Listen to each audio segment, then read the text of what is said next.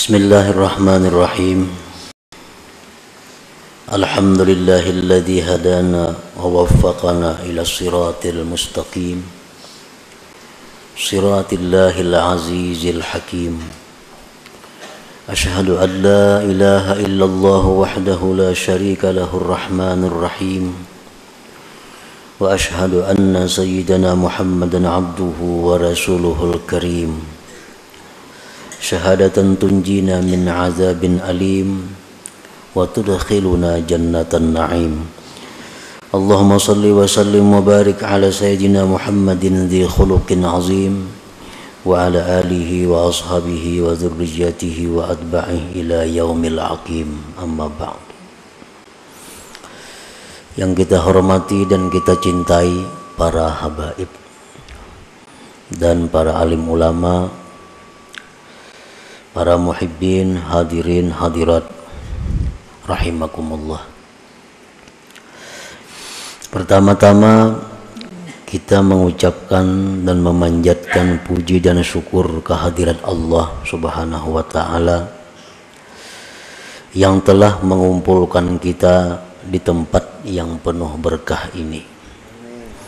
Dan harapan kita kepada Allah agar selalu dikumpulkan di dalam tempat-tempat kebaikan dan takwa.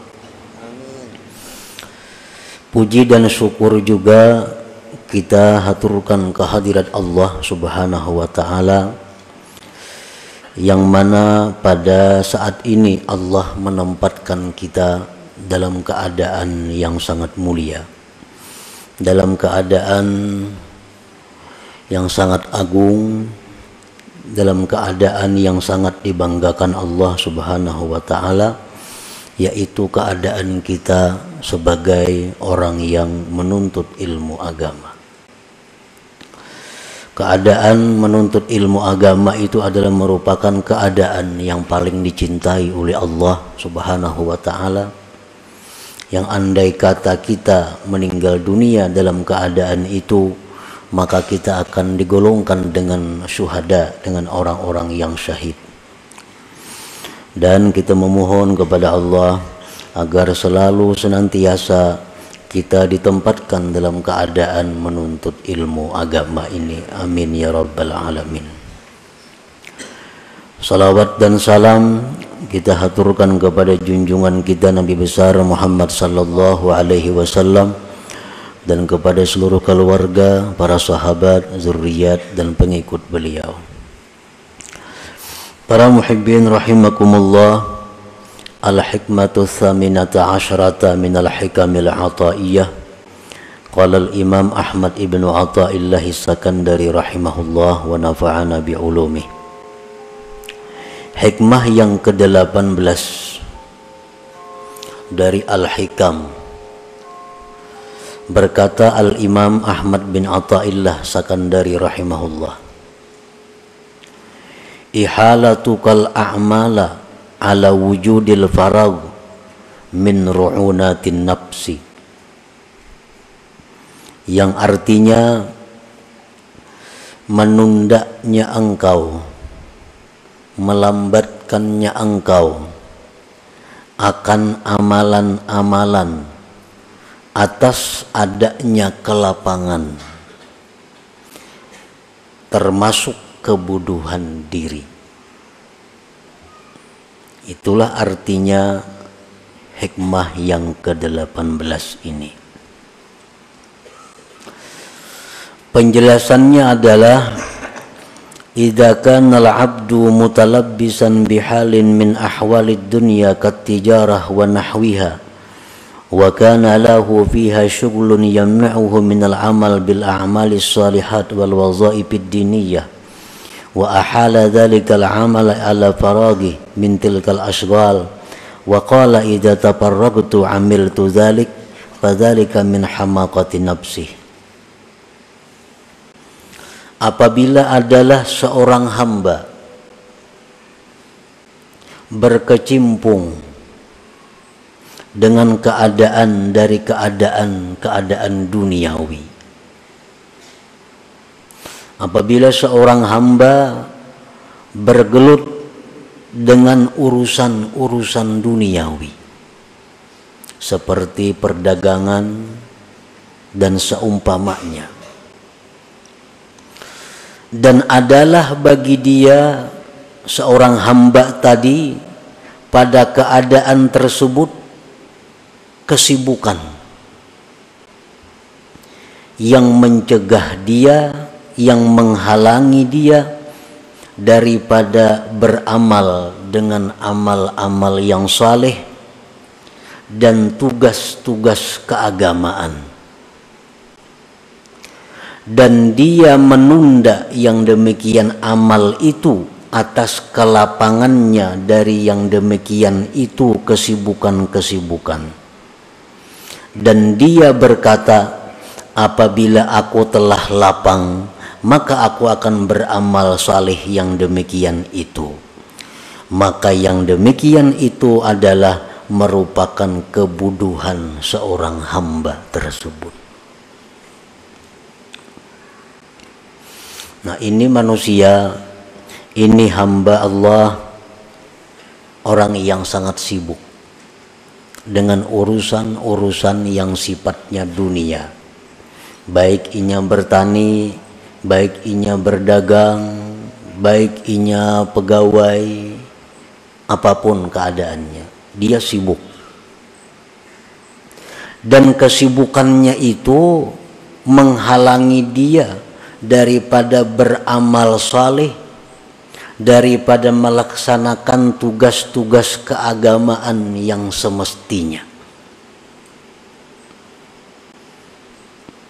Kada sempat lagi inya beramal saleh, kada sempat lagi melaksanakan tugas-tugas agama karena kesibukannya tadi. Dan dia menunda yang demikian itu beramal saleh atas waktu lapang dari itu kesibukan-kesibukan tadi. Dan dia mengatakan, apabila aku nantinya sudah lapang, maka aku akan beramal amal saleh itu. Nah, orang seperti ini di dalam agama dianggap orang yang bodoh ngarannya. Para muhibbin rahimakumullah, tugas-tugas keagamaan, amal-amal saleh yang mesti dilakukan oleh orang yang berakal adalah perbuatan-perbuatan, bacaan-bacaan, tafakkur yang kita dituntut untuk melakukan itu. Nah, orang ini kada kau barar lagi tafakkur, kada sempat lagi menuntut ilmu, kada sempat lagi membaca wirid-wirid, kada sempat lagi membaca Quran sekian lembar sehari, kada sempat lagi berselawat sekian ratus, kada usah sekian ribu, kada sempat lagi silaturahmi karena banyaknya kesibukannya. Dan dia mengatakan, kaina aku mun sudah lapang bisa ain itu, ini lagi sibuk, lagi banyak urusan. Nah, bila mana demikian halnya, kita ini dianggap bodoh. Nah, para muhibbin rahimakumullah, dalam sehari semalam ada waktu 24 jam. Nah, bagaimana orang yang berakal itu mengelola waktu 24 jam ini? Bagaimana mestinya orang yang punya akal bisa mengelola waktu 24 jam ini dengan baik, dengan yang diridai Allah? Di dalam Suhuf Ibrahim disebutkan, hendaknya waktu itu dibagi 4. Ada waktunya dalam 24 jam itu kita munajat kepada Allah, seperti sembahyang, membaca Al-Quran, berzikir, termasuk di dalamnya bersalawat. Nah, ada waktu dalam 24 jam untuk itu. Kemudian ada waktu dalam 24 jam itu dia muhasabah dirinya. Muhasabah dirinya. Muhasabah itu artinya adalah menghitung kembali. Sekarang sudah berapa umurku? Berapa banyak sudah waktu yang kuhabiskan untuk agama? Berapa banyak waktu kuhabiskan untuk dunia? Berapa banyak dosa yang diperbuat? Nah, dimuhasabah diri. Nah, dalam 24 jam sehari itu mestinya ada waktu untuk itu. Nah, yang ketiga, dalam 24 jam itu ada waktu untuk tafakkur, untuk berpikir. Berpikir apa? Berpikir tentang kejadian-kejadian alam semesta ini. Termasuk di dalamnya adalah menuntut ilmu. Karena menuntut ilmu ini memerlukan tafakkur, memikirkan apa yang disampaikan Rasulullah Sallallahu Alaihi Wasallam, memikirkan apa yang difirmankan oleh Allah Subhanahu Wa Taala, memikirkan apa yang disampaikan oleh para aulia Allah. Nah, dalam sehari semalaman ini kita ada waktu untuk itu. 3. Dan yang keempat, di dalam sehari semalaman ini kita ada waktu untuk berusaha menafkahi keluarga. Ada waktu untuk itu. Nah, bila kita bisa mengelola yang demikian, maka kita dianggap sebagai al-aqil, orang yang berakal. Para muhibbin rahimakumullah. Jadi dalam 24 jam itu guring kada dihitung. Jadi guring kita berapa? Misalnya yang kita cukup 8 jam, itu paling banyak guring. Lebih pada itu, ujar Imam Ghazali, kada manusia. 8 jam itu sudah paling full guring. Nah, jadi waktu 24 jam, 8 jam itu kita guring. Guring itu artinya nilainya 0. Kada jadi napa-napa, kada ada dosa, kada ada pahala.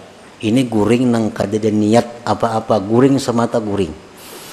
Orang nang mengertinya guring berniat untuk hak tubuhnya, berniat agar supaya kuat bangunnya kaina. Nah, itu jadi ibadah guringnya. Ini guring nang biasa 8 jam. Kalau niatnya baik, makin bagus lagi guring itu. Ada niat-niat guring supaya guringnya jadi ibadah. 8 jam. Jadi yang tersisa waktu lagi berapa? 16 jam. 16 jam lagi waktu. Nah, 16 jam inilah yang kita bagi 4. 16 jam inilah yang dibagi 4. Saparapat itu mestinya untuk urusan duniawi. Nah, saparapat untuk urusan duniawi. 3/4-nya urusan akhirat. Berapa seperapatnya? 4 jam lah. Nah, 4 jam berarti 12 jam lagi. Nah, 12 jam itu kita gunakan untuk ibadah, menuntut ilmu. 12 jam itu kita gunakan lagi untuk sembahyang, untuk zikir, untuk membaca Quran, untuk silaturahmi, untuk kebaikan-kebaikan. Nah, demikianlah orang yang disebut akil, orang berakal. Bila mana kita banyak kesibukan-kesibukan urusan duniawi yang lebih menguasai waktu kita, lalu kita tunda untuk melaksanakan yang demikian tadi, kaina aja kunang ka itu kawa, wah ini kada kawa lagi. Mun 4 jamannya sehari berdagang, kada kawa lagi. 4 jamannya lagi sehari, kada kawa. Kayaknya dulu nih tuh, kayaknya ada aja saatnya nang bujur-bujur kayaknya aku ke akhirat beramal itu nang pol seharian, ada kayaknya saatnya menuah ini kada kawa. Nah, ini menunjukkan kita orang bungul ngarannya, kada orang pintar nih tuh. Min hamakati nafsi, termasuk kebodohan diri. Kita berpikir macam itu. Nah, di mana seginya kebodohan kita, maka kita ini dipadahkan bodoh bila macam itu. Kaina aja ba'amal, ini kada kawan lah.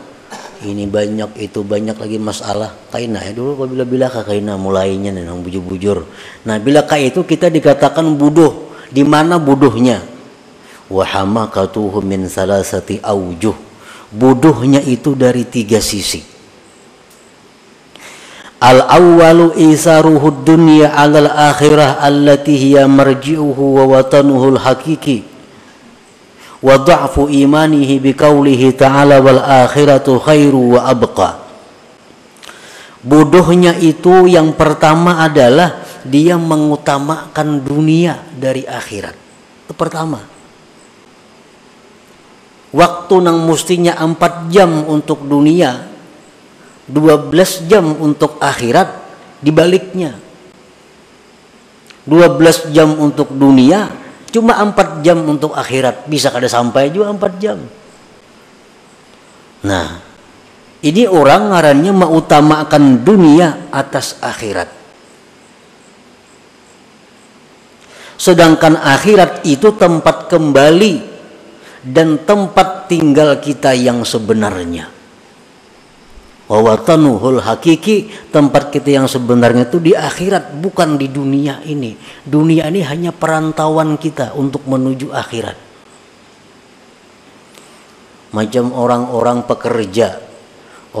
pekerja nang dari Jawa, nang dari daerah mana-mana, ini bekerja di tempat kita. Satu saat pikirannya pasti akan pulang ke tempatnya. Maulainya di sini berhimat untuk membangun tempat ini. Kecuali pikirannya pacang kada bulik lagi ke sana. Kalau pikirannya pasti kembali ke tempatnya, ini di sini hanya mencari sangu, hanya mencari tabungan, hanya mencari bekal untuk bulik kena ke kampungnya, membangun rumah di sana. Nah, membangun apa di sana. Nah, itulah contohnya pengembara. Jadi tempat kita dunia ini hanya tempat sementara kita melewati untuk menuju tempat yang sebenarnya. Imam Ghazali dalam Ihya Ulumuddin mengisahkan bahwa perumpamaan dunia ini adalah orang yang berada di kapal. Nah, kapal di tengah laut. Begitu kapal ini berjalan dengan penumpang-penumpangnya, ujar kapten kapal, kita singgah 1 mat di pulau. Nah, kita singgah 1 mat di pulau ini untuk mencari bekal, untuk istirahat, untuk apa. Kayaknya kita berbuatan pulang ke kapal ini dan berangkat lagi. Turunan penumpang kapal di pulau. Nah, itulah dunia. Adalah orang kapal yang turun ke pulau itu berpikir bulah rumah di pulau. Kada ada. Kenapa? Karena ini pacang singgah 1 mat saja. Adakah berpikir membuka perusahaan di pulau itu? Kada ada.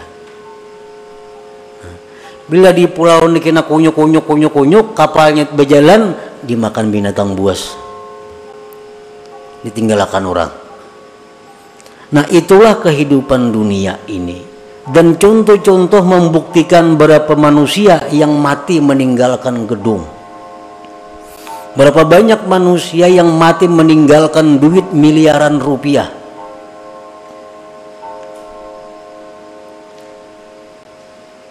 Nah, jadi kebodohannya pertama itu adalah mengutamakan dunia atas akhirat, yang mana akhirat itu tempat kembali dan tempat tinggal yang sebenarnya. Dan kelemahan imannya dengan firman Tuhan, wal akhiratu khairun wa abqa, akhirat itu ujar Tuhan lebih baik dan lebih kekal daripada dunia. Wal akil, orang yang berakal, menja'alad dunya mazra'atan hasanah lil akhirah, orang yang berakal itu orang yang menjadikan dunia tempat bercucuk tanam yang baik bagi akhirat. Wal akil man ja'ala aktsara awqatihi lil akhirah, orang yang berakal orang yang menjadikan sebagian besar waktunya untuk akhirat. Nah, di situ kebodohan yang pertama. Dia lebih mengutamakan dunia dari akhirat. Makanya ingat tadi kainagin dulu urusan akhirat tuh. Ini masih banyak kesibukan lagi karena ada aja saatnya. Nah, ini kebodohannya pertama berarti dia mengutamakan dunia atas akhirat. Asani yang kedua, kebodohannya itu taswifuhu bil amal ila waqtil farag wa qad la yajiduhu bal yakhtatifuhul maut qabla dzalik. Yang kedua kebodohannya itu adalah menunda kaina kepada waktu yang lapang, yang terkadang dia tidak sampai kepada waktu yang lapang itu dijemput oleh kematian. Nah, kadang-kadang kada sampat lapang matinya, jantung mendadak mati, mati kecelakaan berkendaraan, mati apa? Padahal ini sudah punya angan kaina, mun sudah lapang kaina ayo beribadah. Nah, belum sampainya lapang sudah dijemput oleh maut. Satu, au yazdadu syugluhu, atau siapa tahu kesibukannya bertambah terus. Kaina hanya bila lapang, kaina hanya bujur-bujur beribadah. Kenyataannya bertambah terus kesibukan nih, selalu bertambah. Tahulah kita kada tahu. Nah, akan datang bisa lebih sibuk pada hari ini kada tahu. Lianna asghalad dunya yatada'a ba'daha ila ba'din, karena kesibukan dunia ini selalu membawa kepada kesibukan yang lain.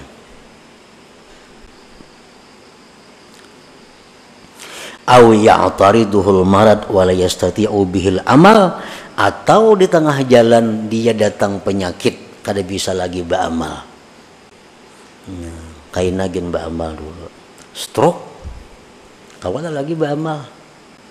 Kada kawal lagi berjalan, kada kawal lagi nuntut ilmu. Stroke sudah di kursi roda ditunjol.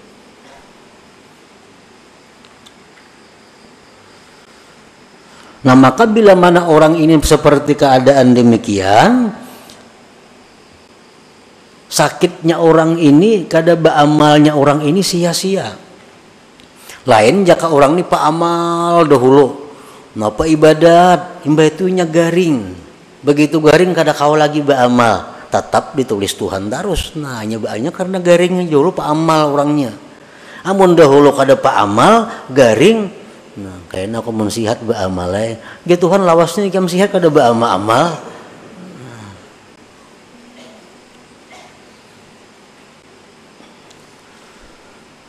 Nah, wafil hadis disebutkan dalam hadis in aktsara syahi ahlin nar minat taswib, bahwasanya kebanyakan teriakan orang neraka itu akibat menunda-nunda tadi. Nang terbanyak orang masuk neraka akibat menunda. Kaina aja dulu tobat, masih tanggung lagi nama ala-alang, gawian nih malah alang. Kaina aja dulu ini masih awur lagi sibuk. Kebanyakan orang neraka itu akibat taswib.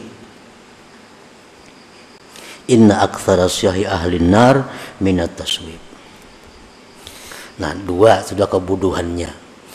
Asalis yang ketiga kebodohannya itu qad yafrugu minal asghal wa qad da'ufat niyatuhu wa himmatuhu li sababin minal asbab.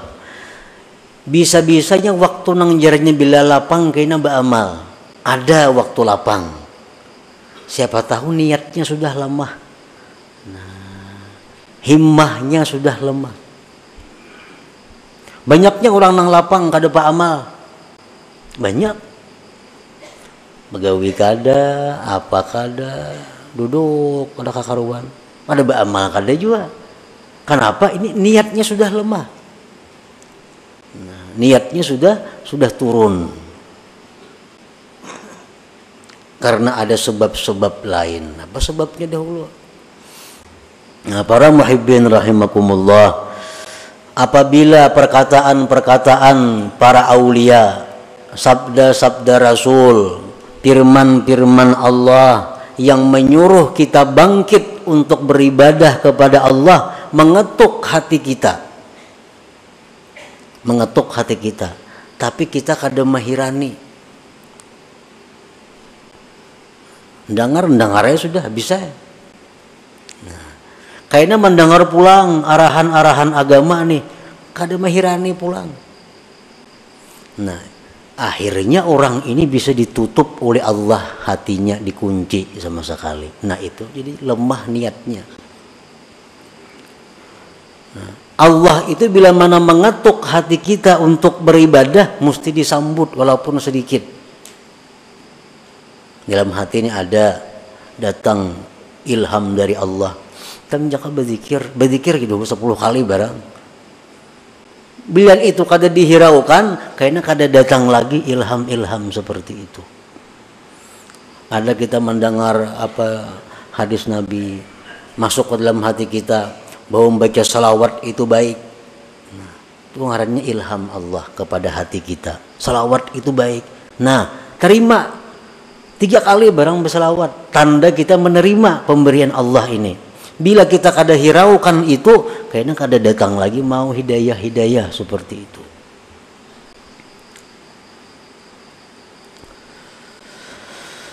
Nah, jadi 3 macam itulah dianggap bodoh tadinya.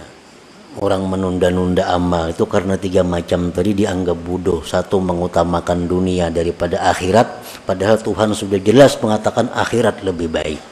Yang kedua, menunda-nunda amal itu padahal kada tahu barangkali kita mati sebelumnya, barangkali garing, barangkali kada ada lagi waktunya. Yang ketiga, barangkali kaina itu lemah niatnya. Minan nas man razaqahumullah malan wa sihhatan fa in ammaruhuma bi ta'ati maulahum faqad syakaru wa rabihu ribhan azima. Setengah manusia orang yang diberikan Allah harta dan kesehatan, jika dia gunakan keduanya itu dengan taat kepada Tuhan, maka dia mensyukuri dan beruntung yang besar. Orang diberi Tuhan sudah kesehatan, diberi Tuhan harta banyak,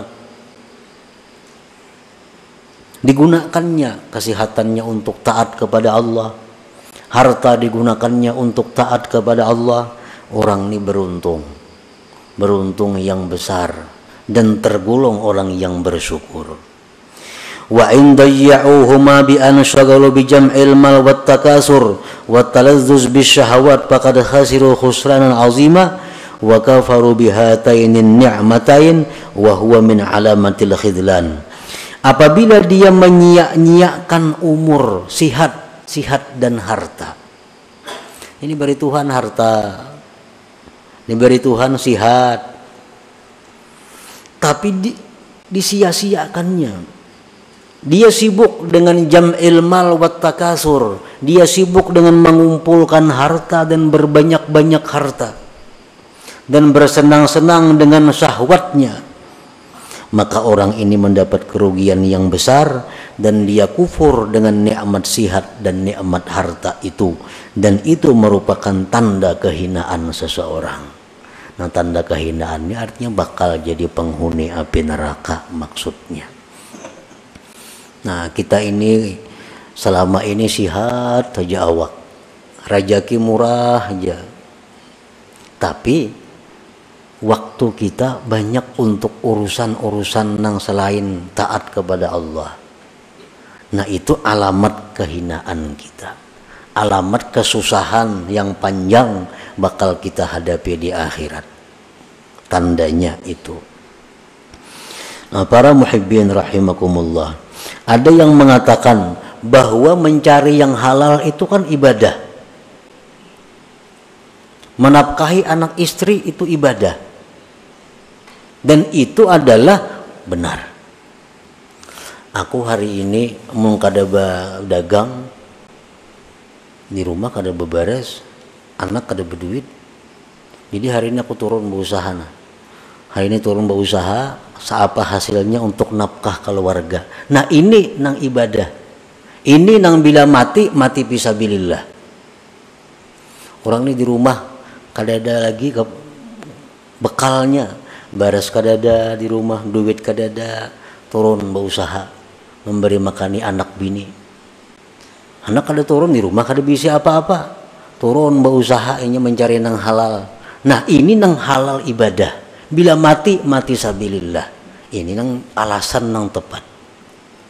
Kalau kita banyak berisi harta, duit banyak berisi di rumah, beras begudang di rumah, turun berusaha mencari nang halal, menafkahi anak bini itu kada cucuk alasan itu. Bagaimana setahun kada habis gudang itu dimakan. Nah itu kalau masih bercari artinya tujuannya takasur. Takasur itu apa? Memperbanyak harta, dan itu dikutuk oleh Tuhan. Alhaakumut takasur dalam Quran tuh. Nah, jadi orang bercari ini, mencari harta ini kalau tujuannya menafkahi bini, anak, keluarga, itu fisabilillah. Kalau tujuannya takasur, banyak-banyak mengumpulkan, nah itu nang dicela. Nah, kesibukan-kesibukan itu yang mengurangi, kesibukan-kesibukan itu yang menghabiskan waktunya untuk ibadah. Nah, para muhibbin rahimakumullah. Jadi itulah sebagian yang dimaksud daripada hikmah yang ke-18 daripada hikam ataiyah ini. Yang kesimpulannya adalah hendaknya kita jangan menunda beramal salih itu. Menunda kepada waktu yang lapang. Kalau kita kadang maulah lapang, kelapangan itu sulit datang. Nah, lapang sibuknya tergantung kita. Jangan menunggu lapang. Kalau kita menunggu kelapangan, hanya kita bangkit beribadah kepada Allah, menggunakan waktu yang banyak untuk ibadah kepada Allah. Nah, kalau kita menunggu kelapangan, kita dikatakan orang yang bodoh, dan itu merupakan tanda kehinaan kita. Artinya kesusahan, kesengsaraan yang panjang bakal kita hadapi di akhirat. Nah, para muhibbin rahimakumullah, mudah-mudahan kita diberi Allah hidayah dan taufik agar dapat mengamalkan ilmu yang diberikan Allah kepada kita ini. Ila hadratin Nabi sallallahu alaihi wasallam. Al-Fatihah.